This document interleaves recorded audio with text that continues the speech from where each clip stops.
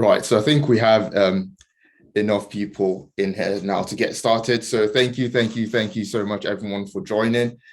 My name is Bemi Idowu, and people call me Bemi, call me Bemi for short. And welcome to the first session in the Africa MarCom Series. And really, the idea with the Africa MarCom Series is to get professionals from across the marketing and comms disciplines and have conversations about how we can do our jobs better, basically. So this is the first session, like I said, and today we'll be looking at breaking through the noise with effective storytelling. But the plan long term is to have more of these conversations and to explore different parts of what we do and exploit, particularly in an African context. You know, there are many great stories coming out of Africa at the moment, and want to make sure we are equipping ourselves to do justice to these stories. Just a couple of housekeeping bits and pieces before we get started. We really appreciate if you want to have a conversation about what you're hearing in this session on any social media platforms. If you could use the hashtag Africa MarCom Series, that'll be very helpful, just so that we can capture the conversation that's happening as well. I'd also really appreciate if you could just drop where you are joining in from in the chat section, just so we get a flavor of what our audience is today, and that'll be wonderful.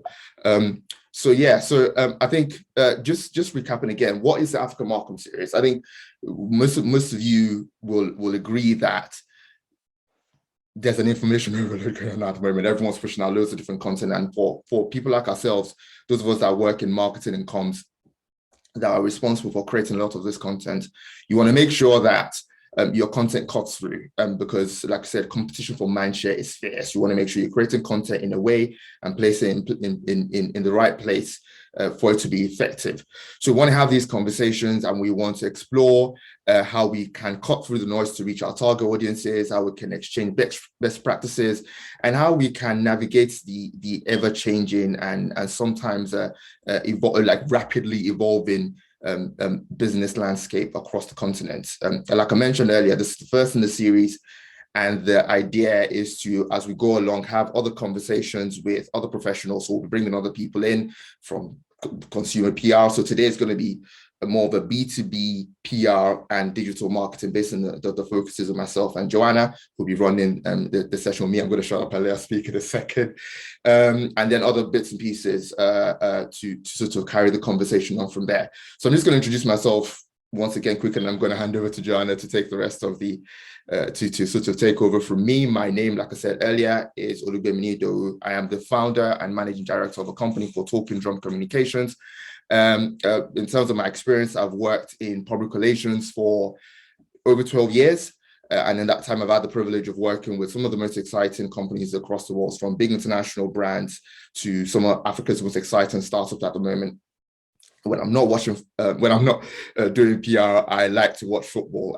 But today we'll not be talking about my football interests, because there's really not a lot to talk about there. And also it's time for me to shut up and pass the mic on to Joanna. Hi, good afternoon, good morning, good evening, wherever you are in the world. Thank you for joining myself and Bemi today. It's great to see such a wide range of countries. When Bemi said, you know, tell us where you're coming from today. And it's fantastic to see such a huge scope across Europe and across the continent as well. So welcome. My name is Joanne Steele, and I am a digital marketing and e-commerce strategy consultant. So I have over 15 years of digital experience. Most of that was in the UK, working for some key FTSE 100 multi-million pound brands. If you know about UK brands, you'll be familiar with Sainsbury's, which is a grocery retailer, Argos, which is the UK's #1 retailer. And in various roles, I was responsible for creating award-winning campaigns, conversion-driving experiences, as well as building online communities to help drive sales. More recently, I founded my own digital marketing agency, Dimax, and our focus primarily is to help African-focused B2C businesses with their digital strategies to drive growth. Like Bemi, I am a football fan as well. I support Spurs, brilliant. And yeah, basically, you know, Dimax is a new business, and we have worked with a number of companies, largely within Ghana, but our ambition is to explore and expand sort of Central, West Africa and the continent at large. Some of the brands that we've been working on, similar to Bemi, some really exciting startups within the African space, Complete Pharma, Tech in Ghana, MEST Africa, which is an accelerator program, as well as the Ministry of Health in the Democratic of the Republic of Congo. So between us, we have significant expertise, we'd like to think, to be able to support marketing and communications professionals, particularly those that are operating within the African space. So, who is this session for? So as we mentioned before, we're tailoring the series, particularly for marketing and comms professionals who are helping brands navigate Africa's evolving and sometimes complex business landscape. This is also for people who are looking for innovative ways to stand out from the crowd. Online is very noisy. Everyone's got a voice at the moment. And so it's getting harder and harder to get your message heard and your brand seen, particularly when we're looking at specific digital platforms where organic reach is getting harder and harder to get. This session is also for those who are interested in how they can use storytelling to drive business growth. So what you will learn. So hopefully at the end of this session, you'll have a better understanding of what storytelling is and the elements that make a powerful story. We're going to be leaning on elements of traditional African storytelling and how they can help you tell your brand story. And we're going to be looking through some key pillars and principles of storytelling, both from a B2C context and from a B2B context. So what is storytelling? So simply, storytelling is the art of sharing a message in the form of a story. And it does it in a way that triggers emotions, that generates engagement. So whether as a brand you want to pull on your target audience's heartbeats or heartstrings, the story that you tell is about how you generate engagement and generate that heartbeat or those heartstrings. It's about making your story memorable. And also storytelling builds trust. And there are key elements from traditional African storytelling that we can leverage in telling our brand stories. And I'm going to be highlighting some of those elements as we go through the presentation.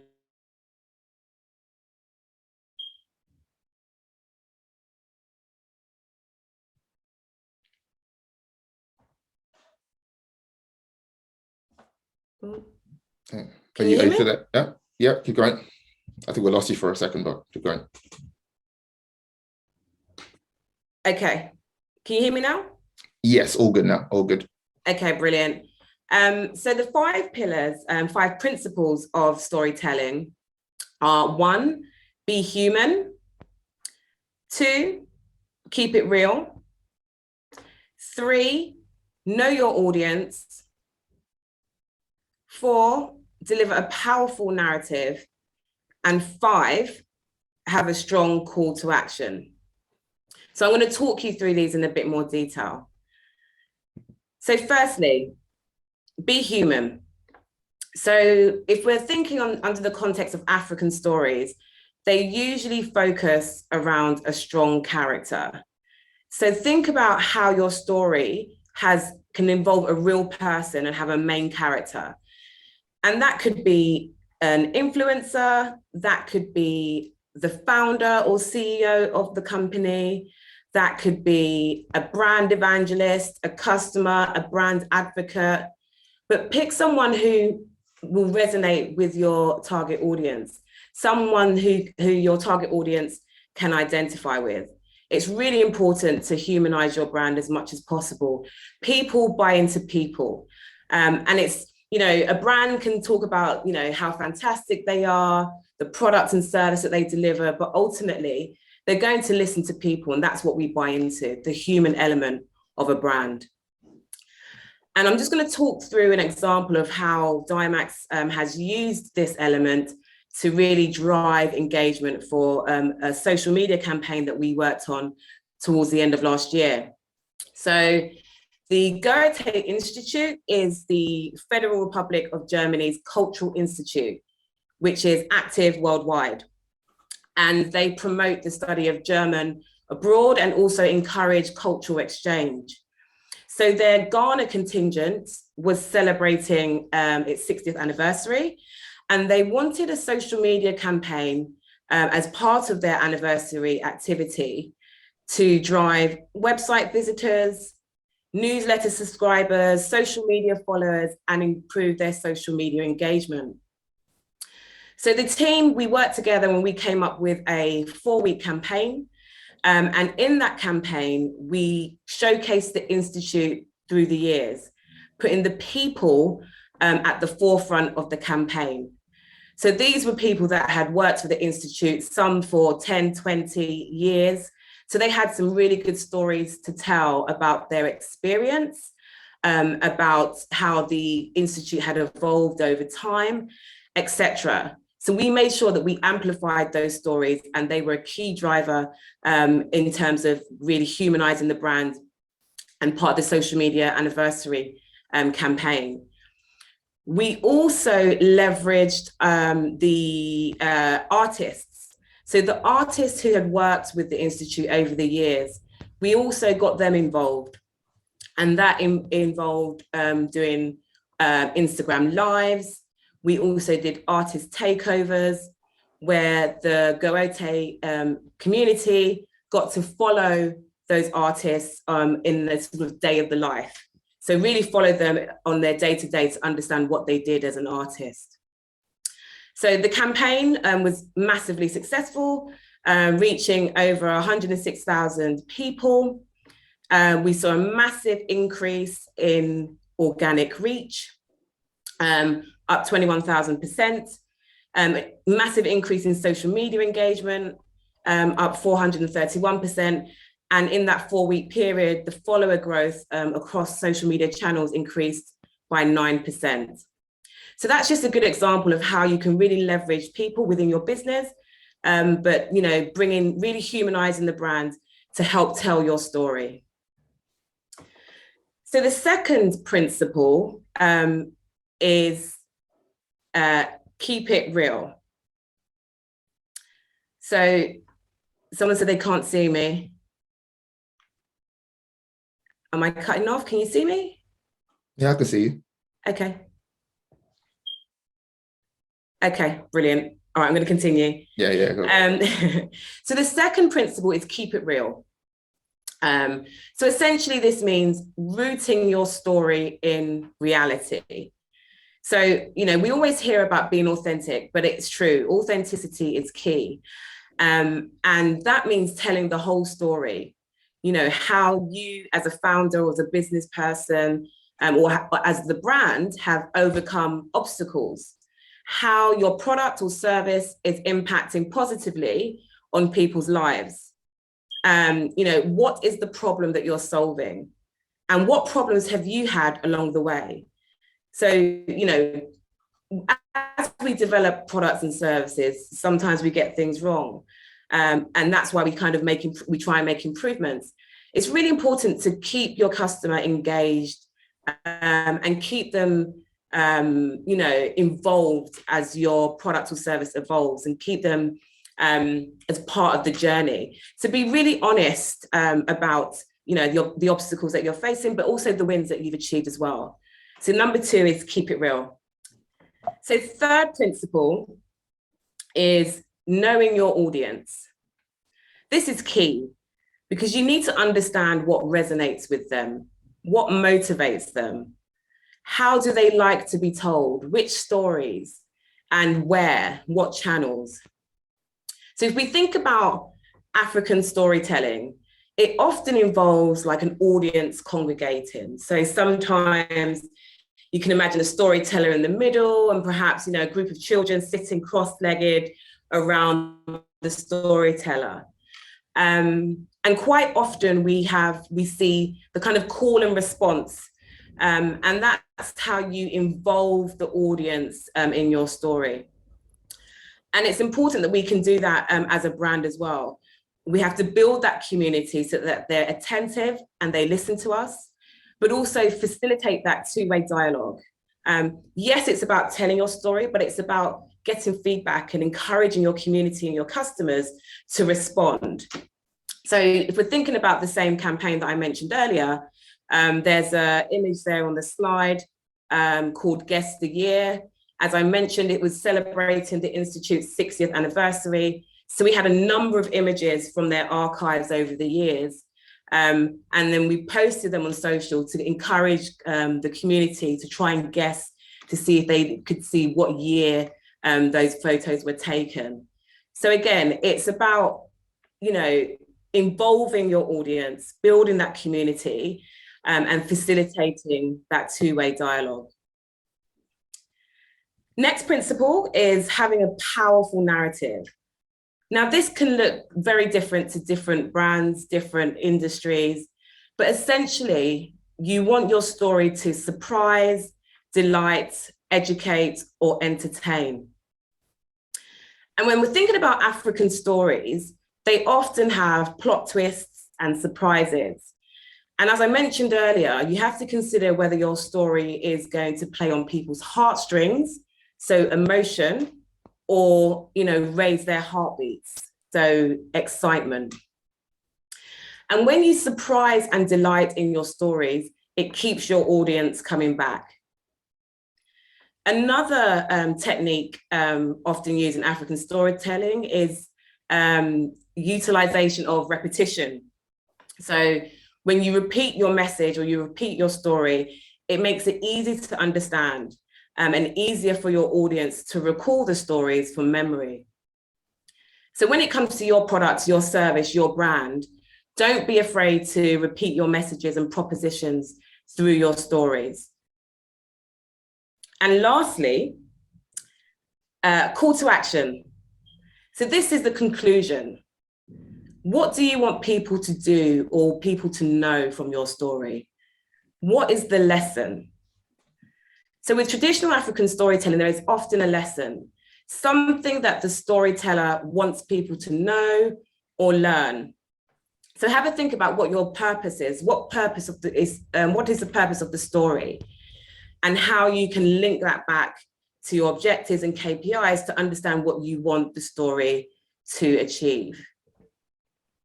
And that's the top 5 principles from a B2C context, but they also apply in a B2B context. So that was be human, number 1. Number 2, keep it real. Number 3, know your audience and engage with your audience. Number 4, establish a powerful narrative, surprise, delight, educate, or entertain. And number 5, have a call to action. What do you want people to do or know? Or what is the lesson? So at this stage now, I'm going to hand over to Bemi, who's going to talk in a bit more detail about the pillars, but more from a B2B context. You'll see there is some overlap because both apply to both kind of types of industries. But I'll let Bemi do the talking. Yeah, thank you. Thank you so much, Joanna. And yeah, like I said, I think there's a lot of overlap. So even though Joanna's experience is primarily B2C and my experience is primarily B2B, the principles and pillars of storytelling sort of like you can find some use for the principles and pillars across the board. And I think one other thing to state in what myself and Joanna are saying is I think a big part of the stories we're telling is predicated on the assumption that either the businesses we work for or our businesses or whoever we're representing has a solid product. Because at the end of the day, it all boils down to that. Because the stories we tell are built around the products, the services, and whatever it is we offer into the market. And that kind of makes it easier for those stories to tick. And then, but again, just going back to the pillars. So I'm just going to look at these pillars. I believe very strongly that there can be more, but I believe these 5 pillars in conventions, trends, messaging, optics, and relevance. These 5 pillars traditionally are the 5 elements of storytelling from a B2B perspective that you should have in place to make it easier for your story to cut through the noise and to be relevant to the audience. So I'm going to go through what these pillars mean individually and talk through some relevant examples as to how they can actually work. So in terms of conventions, I think one thing to bear in mind, actually, before I go ahead, I know 1 or 2 people have been sort of raising up their hands. If you have any questions, please feel free to drop them in the chat section. And right at the end of this, we've allocated some time at the end to go through some of the questions, so we can do that at the end. But so just going back to the slides, conventions are basically how things are done. And I think it's very important when we are rolling out stories to roll them out with an understanding of how things work. So I'll give you an example. So with B2B, a lot of storytelling is done by traditional media, which is TV, radio, newspapers, that kind of thing. So when I was working with UK and European brands, a big part of setting up a lot of those opportunities involved wining and dining journalists. So a lot of PR agencies, a lot of companies had significant budgets that involved you actively taking journalists out to dinner and you paying for everything, and the money came out of the company pocket. In an African context, it works slightly different. Yes, people get wined and dined as well, but in some cases, it's you just putting the money on the table and paying the journalists directly. Of course, both in the UK and Europe and in Africa, you can get news coverage without paying anybody or without taking anyone out to dinner. That also happens.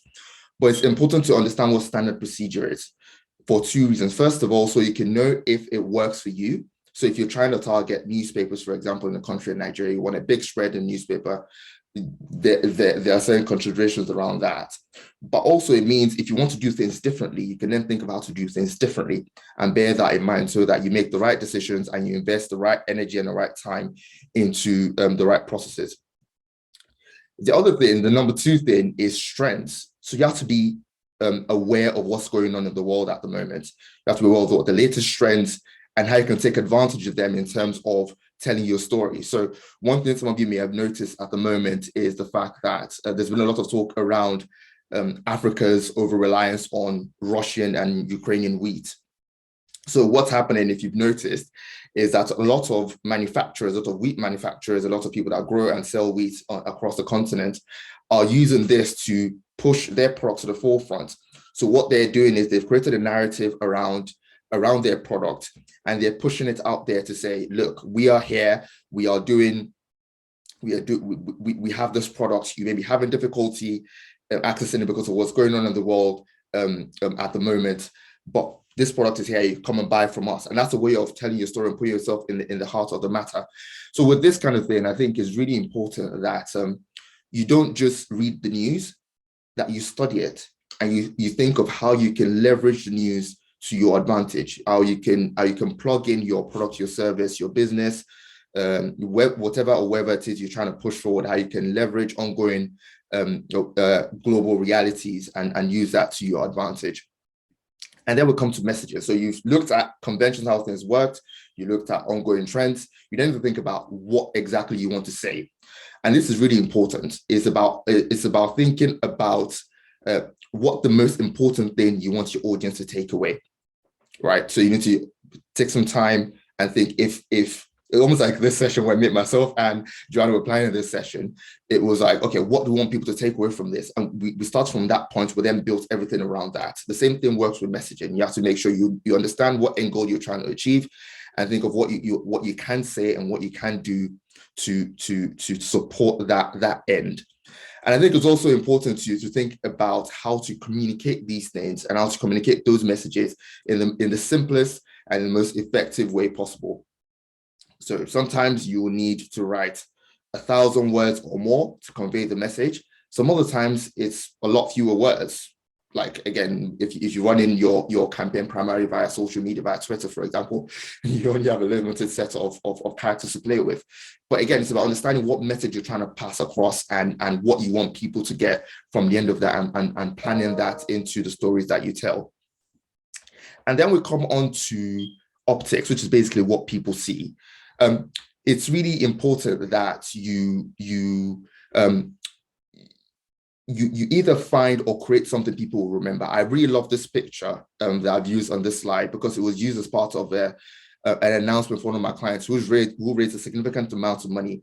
And this picture was part of like a news spread that spread. I think we got well over 100 pieces of coverage for the announcement in international, local, and sort of industry specific publications. So you have to think about what people see, because what you see in this picture, so it's a company that provides access to consumer goods for retailers across the continent. So what you see in this picture, you see a picture of a warehouse, you see a picture of what's going on, you see a picture of the scale of the business. Like I said, the saying goes that a picture paints 1,000 words. So there's so many things you can spend so many hours crafting different words, but sometimes putting a good picture or creating a good video, something people can remember, that can go a long way. And then on top of that, you then have to think about where people see these things. Right. So another example I like to use is I have a cousin who's a similar age to myself, lives in Lagos, has similar interests to myself. And I was just talking to him, having a conversation with him, as you do, about where he consumes his news. So where do you get your news from? Tech news in particular, because I primarily work with tech companies. So I was just trying to gauge what his preferences were. And I reeled off a list of popular like tech media platforms, Tech About, Tech Point, all these kind of guys. I hadn't heard of any of them. But then I asked him, where do you get information from? And he reeled off a bunch of TV stations. So yes, it's about understanding where the majority of your audience is, but at the same time knowing other places where you need to place the information to make sure it gets the widest reach, because that's what you're trying to do. You're trying to make sure you connect with potential partners, potential buyers, potential investors, potential employees, potential all sorts of things, and making sure that you get the information right in front of them in places where they're most likely to see it. And these things are very important. And lastly, on optics is then thinking about how you can maximize all the different media options. So thinking about how you can maximize owned media. So your own platforms that you control, as in your websites, your social media pages, like earned media, like newspapers, TVs. But then it comes to paid media. What can you do with paid ads? What can you do with sponsored content? All those kind of things. How can you leverage that and use it to your advantage? And then lastly, it's about relevance. And I think this is often very important, because sometimes when you're working on a brand, when you're working on a story, it can be very easy to get so immersed that you forget why people care. So you have to ask yourself, does anyone actually care about this apart from myself? And if they do, why do they do that? So once you can capture that and picture that, you can then wrap your story around why people care and push that to the forefront and make sure that people see what's familiar to them at the front end of the story. And then also just thinking about how you can engage people. I think Joanna spoke about that as well earlier, engaging people and making sure people don't just read and move on, that people sort of act, people take an action, whatever action you want them to take, making sure people follow through on that. Those of you that are familiar with African tech will be familiar with a story that broke through the week. It's quite a long story about workplace practices. It's quite a long story. So, and people read it and people shared it and people discussed it. I've been in various WhatsApp, Telegram groups where the story is being discussed. So the idea that people don't engage with long content is actually not correct. I think what people engage with is stuff they care about. So it's about how can you create content in a way that people actually recognize themselves in those stories and care about it. And I think a combination of these things, so the principles that Joanna has spoken about, and these pillars, a good mix of those things, and I'm picking and choosing which ones apply at various points in time. I believe very strongly that these are these are some of the ways that you can make sure that your story cuts through the noise and make sure that you are helping and supporting your clients, your businesses, and people that you work for to deliver good success on their business goals. Cool. So talking presentations over at this point, so we're going to move on to questions. And thank you to everyone that's sent questions in before. We've had quite a few really, really good questions that we're going to go into, and we're going to sort of answer them. But like I said earlier, if you have any other questions based on what you've heard from myself and Joanna, if you can just put them in the chat box, and as we walk through, we'll pick the ones we can, and then we will sort of go on to provide answers as best as we can. Yeah, so like I said, we picked 4 questions. There's certainly a lot more, but we picked 4 questions that we thought sort of drew in most of the other questions that were there. So we'll take it in turns. I'll take some, and Joanna will take some, and then we'll go from there. Brilliant. Yeah, so thank you for your time today, and also for your questions. Yeah, Bemi and I spent time sort of scratching our heads at times, trying to answer them. Some really good questions to come through. So the first one is, how does one create a consistent approach to communications across Africa, considering different market landscapes and tactics due to regional and cultural differences? So Bemi will answer the first one.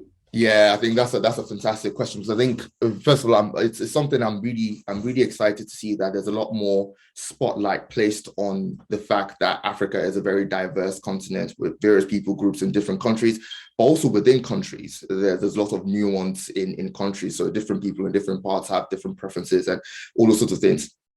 However, I think we have to start from the right end. Excuse me.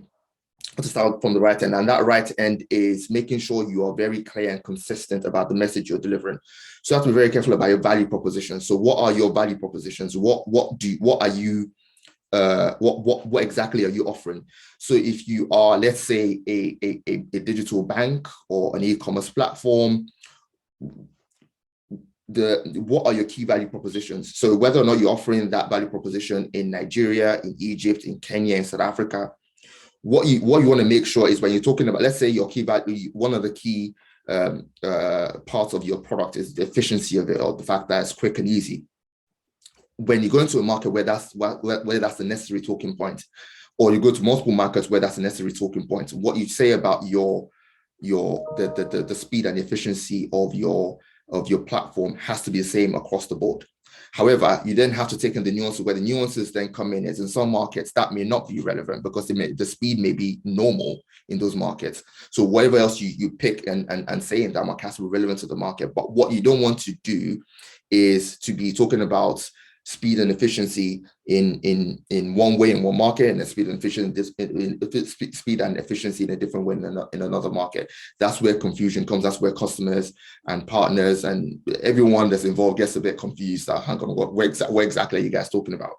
So, like I said, the good starting point is to start by being clear about what you have to offer to start with, and then taking that into different markets and rolling them out as appropriate. I hope that answers the question for whoever asked it.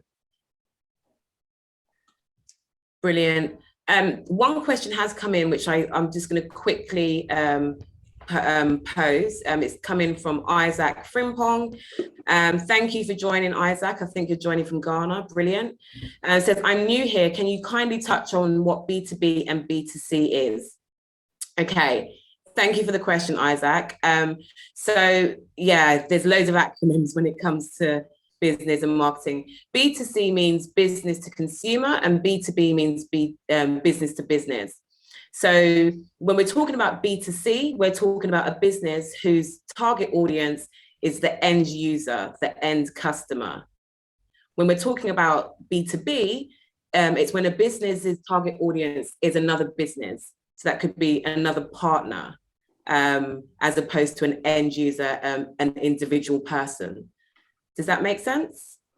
Bemi, I don't know if you wanted to add any flavor to that. Yeah, I think that's about right. I think just keeping it simple. Yes, just so it's businesses that are selling to consumers and businesses. So, for example, like your toothpaste brand is a business to consumer brand because they're selling directly to you as an end user. But business to business is like the wheat company. So the company that grows wheat sells it to a factory. So they're selling it to another business. They're not selling it to you as the end user. So someone else has to process it and then sell on. So that's the difference. So, and it's different because obviously as a business, your operations and the way you set up is a bit different, and the needs and the reality is just different from what an end consumer wants.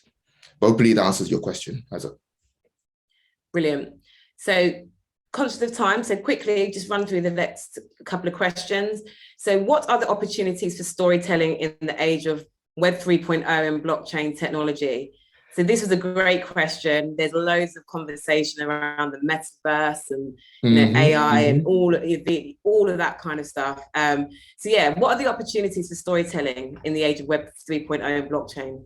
Yeah, I think I'm going to show my age a little bit with this answer. So I'm old enough to remember when these conversations were being had about the transition from offline sort of traditional print publications to online publications, and people genuinely had these conversations back then as well, where there wasn't a lot of clarity about how publishing content online worked.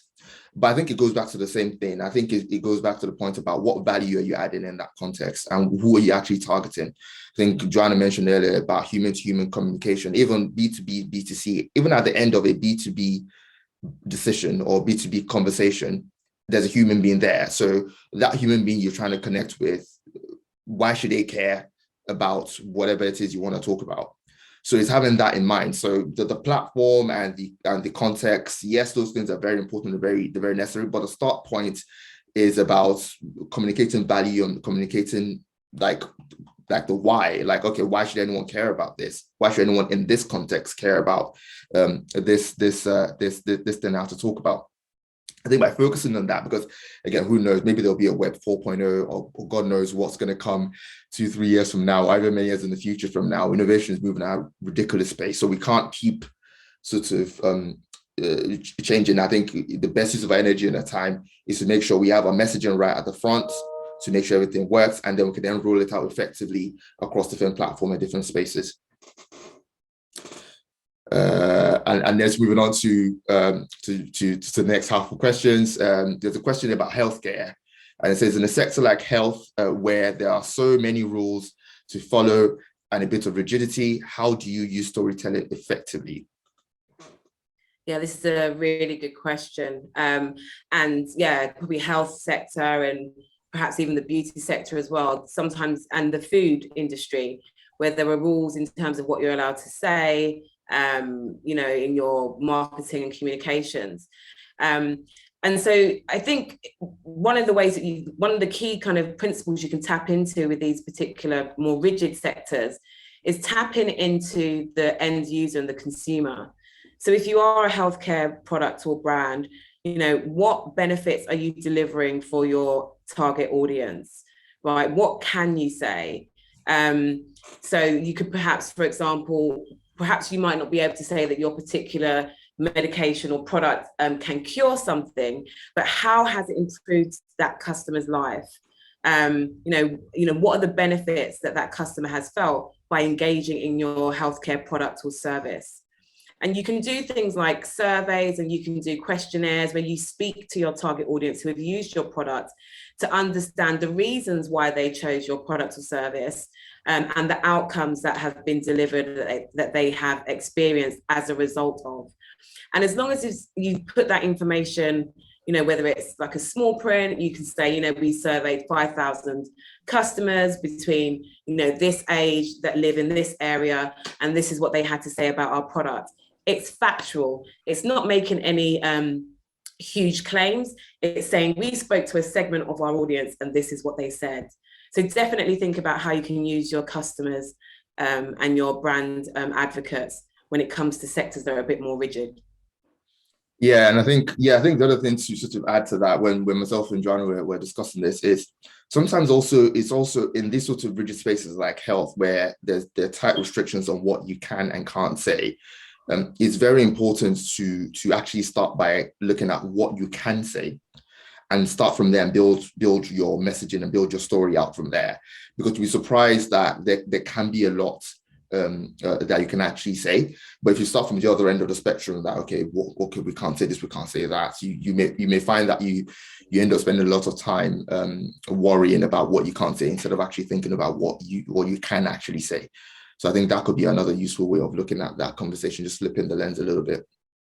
And then the final question we picked out was about, so it said, one of my biggest challenges is around creating fit for purpose content for both ourselves and clients. What would you suggest is a cost-effective way to build either a talent or service pipeline that would allow delivery of this requirement? Yeah, again, a really good question. And it's something that, at Dimax and the partners that we work with, we have this challenge too when it comes to creating content for our clients as well as ourselves. And cost effective can mean different things to different organizations, right? Budgets really vary. But there are two kind of ways that I can see that you can really tackle this challenge. And firstly, it's all about your brand advocates and tapping into your influencers. So, influencers, they have their own following. They could be, micro influencers. They not necessarily have hundreds of thousands of followers, but you can tap into influencers that have a smaller, more engaged communities. And they align with your brand. They might already be fans of your brand, but nevertheless, their audience aligns with your target audience. So you can tap into influencers to get them to create content on your behalf that can be put out on your own channels and also on their channels as well. And, you can pay them in products or you can, get them on board to trial new products in your product ranges. So there are ways that you can engage them and get them to create content without having to necessarily pay in monetary sort of money to them. So there are ways around that. The other thing we discussed was actually you can look at tapping into your existing team and your existing business. So there's a lot of talent within companies. It could be, personnel that are in your accounts, finance, operations department. It could be people in your sales department. And how can you tap into what they're doing within the business that tells the story about how you as a business operate and how you are able to create the products and services for your clients and customers. So don't ignore the fact that you can tap into your existing talent.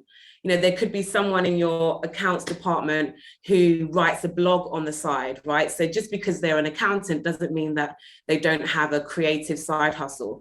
So tap into your internal teams to see where, some of their interests may lie. They might be able to contribute to content, but also, telling their stories and how their roles are integral to how your brand and operates and how your products and services are created and delivered. Yeah, and just one final thing I said, because I was kind of running over a little bit on time. So I've had other colleagues in the past who've had to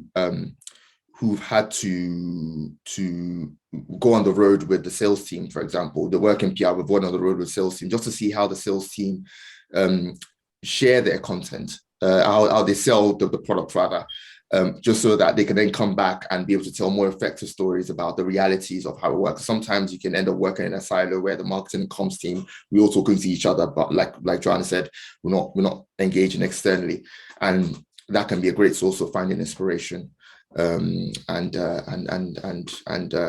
creating some fit for purpose content. So that's it. Thank you all so much for your time. Thank you for taking the time to join us today. Thank you for everyone that sent questions in. It's a shame we're going to go through all the questions because we had a few more. But you can get in touch with either myself or Joanna, so either via the Diamax website or by LinkedIn or the Talk and Drum website or via LinkedIn as well. You can reach out to us individually as well across all the social media channels as well. But thank you all so much. Like I mentioned at the beginning, this is the first in the series, and we'll be doing other sessions, exploring other different parts of the marketing and comms disciplines and how we can work better together. But yeah, thanks for your time and all the best. Enjoy the rest of your day, guys. Thank you so much. Thank you. And we'll make the recording available. So I know there's a couple of people that's asked to sort of let people join, but we're recording the session, so we'll make it available afterwards. But as Bemi said, that's our contact details. Get in touch if you wish to have a consultation or you want to tap into the PR services that Bemi and his team offers at Talking Drum Communications. Yeah, thank you very much, guys, for your time, and enjoy the rest of your day. Have a great day, guys. Bye.